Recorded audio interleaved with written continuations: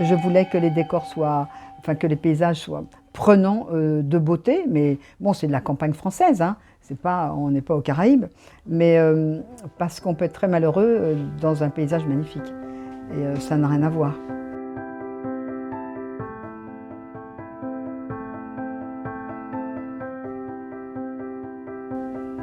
Date de 1900. Il est sorti en 83, je l'ai tourné en 82, c'était mon premier long métrage. Et alors justement, par rapport à l'image, c'est un film que j'ai tourné en courte focale. Alors à l'époque, ça ne se faisait pas, c'était pas du tout la mode, c'était plutôt la mode, bon, on tournait assez facilement dans le cinéma français au 50, c'est-à-dire le 50, on fait des portraits, c'est plus doux pour le visage, c'est vrai, mais surtout, les fonds sont un peu flous.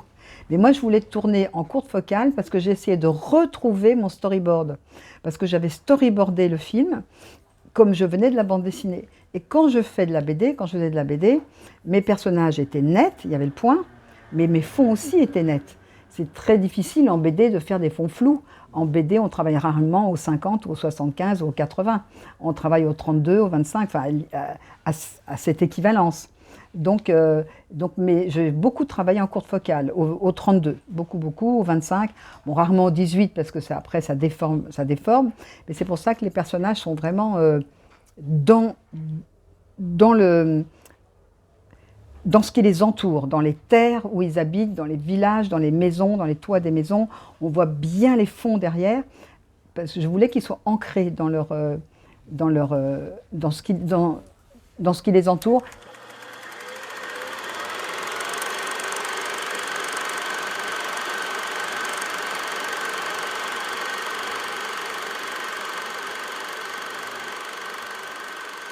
On a tourné dans la chronologie parce que Laure, c'était une jeune comédienne et moi, j'étais une jeune cinéaste et je tenais de toute façon à ce qu'on tourne au maximum dans la chronologie. C'était pas facile puisque Laure, quand même, devait incarner une femme qui vieillissait sur 20 ans. On n'a pas forcé le vieillissement, c'est pas la peine, voilà, j'ai juste des trucs, elle dans sa façon de marcher ou la coiffure, un peu, pas d'anti-cerne, enfin des trucs comme ça, mais on n'a pas forcé le trait.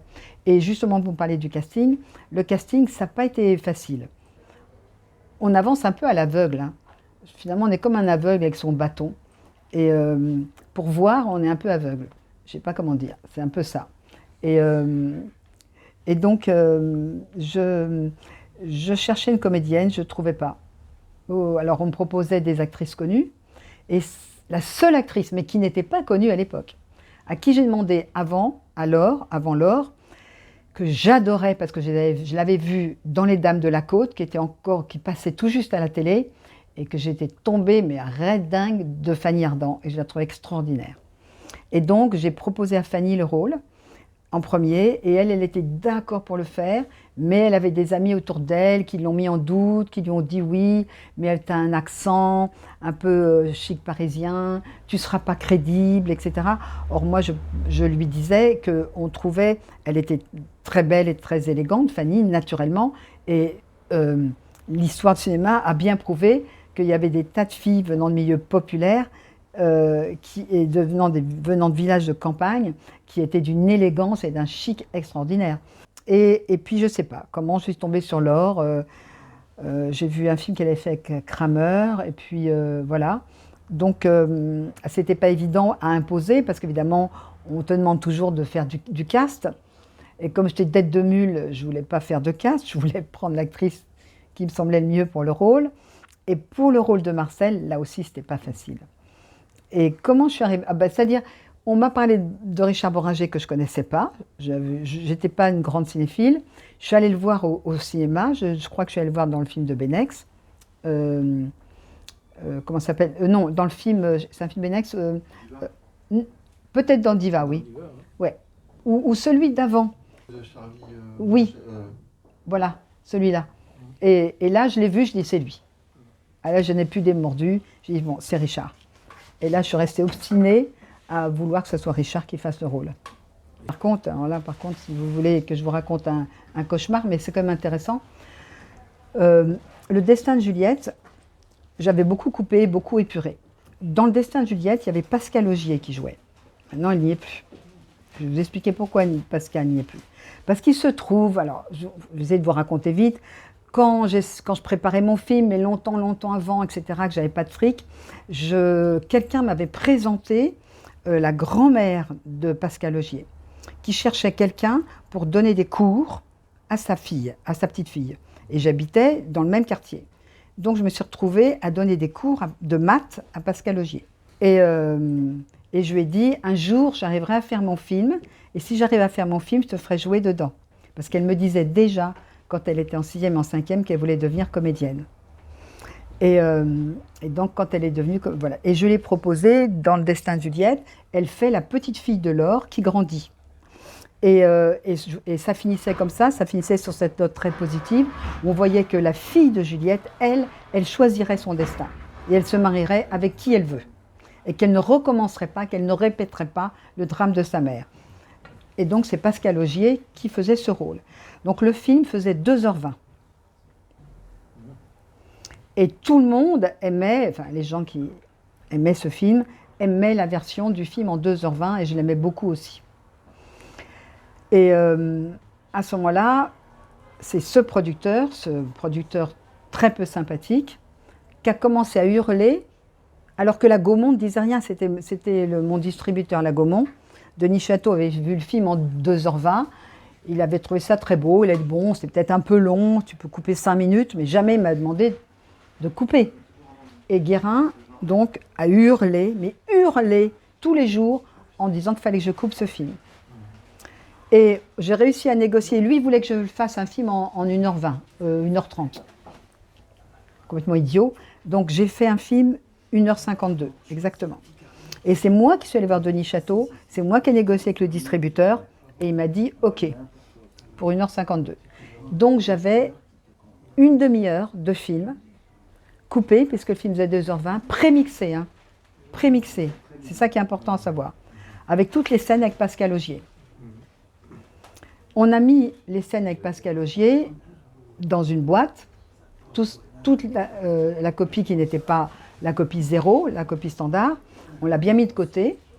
Et Pascal, et j'avais dit à Pascal, écoute, un jour, j'espère qu'on pourra monter la version longue du Destin de Juliette. Et il se trouve que Pascal meurt, et Pascal meurt pas si longtemps après la sortie du film, peut-être 1, 2 ans, 3 ans, je ne sais plus. Et à ce moment-là, comme on avait été ensemble voir le Festival de Créteil, parce que Pascal devait présider le Festival de Créteil, les filles du festival m'appellent en me demandant si je peux monter la version longue du Destin de Juliette en l'honneur de Pascal. Parce qu'on avait parlé avec Pascal. Et Bulle Augier me contacte et me demande la même chose aussi. Je dis, il n'y a pas de problème. Je téléphone à la chef monteuse, à Dominique Auvray, de s'en occuper, d'aller chez GTC. Et donc, Dominique Auvray m'appelle, je suis dans cette maison à la campagne, et au dernier étage, c'est une petite maison, hein, et il y avait le toit qui descendait juste au-dessus de la fenêtre. Et elle m'apprend donc que le producteur, sans me demander mon avis et mon autorisation, a fait détruire tous les éléments du film hors copie standard. Brûlés. Waouh! Je raccroche le téléphone, et à ce moment-là, au moment où je raccroche, il y a 2 pattes, comme ça, d'un oiseau, qui descendent devant ma fenêtre, et puis des pattes, il y a le corps et les ailes du héron, et puis qui se met à voler dans l'axe de la fenêtre, et qui a atterri dans une petite mare juste devant la maison, dans un champ. Et ça m'a complètement... c'est comme si c'était Pascal, voilà, qui venait dire...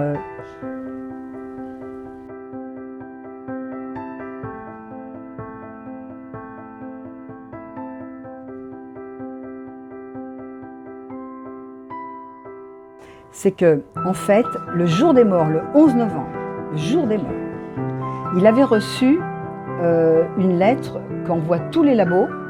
Après la copie standard, c'est une lettre classique. Monsieur, est-ce que vous pouvez... qu'est-ce qu'on fait des éléments hors copie standard? En général, tous les producteurs disent, eh ben, les éléments hors copie standard, vous les mettez de côté, on verra ça avec le metteur en scène, etc. Lui, il a répondu le 11 novembre, dans la marge de la lettre de chez Éclair, tout est à détruire, sans me demander mon avis. Donc, comme Jacques Lang aimait beaucoup ce film, je lui ai écrit une lettre lui racontant l'histoire de la destruction des négatifs hors copie standard, sans mon autorisation, avec toutes les scènes avec Pascal Augier. Et il a lu ma lettre au Sénat, parce qu'à l'époque, c'est lui, il essayait de faire passer la loi sur le droit moral des metteurs en scène, des auteurs sur les négatifs de leurs films. Mais la loi n'était pas passée. Et donc, paraît-il, il a lu la lettre au Sénat, et pas grâce à ça, c'est grâce aussi au travail de Jacques Lang, bien sûr. Mais cette lettre a convaincu les sénateurs qu'il fallait un droit moral sur les négatifs des films. Voilà à quoi a servi le malheur du destin de Juliette. Ouais, enfin bon, on aurait préféré, voilà, et je n'ai que les photos de plateau avec Pascal, on n'a rien, et j'étais obligée d'annoncer à Bulle Augier qu'il y avait pas, on avait l'impression de tuer une deuxième fois Pascal, quoi, c'était vraiment terrible.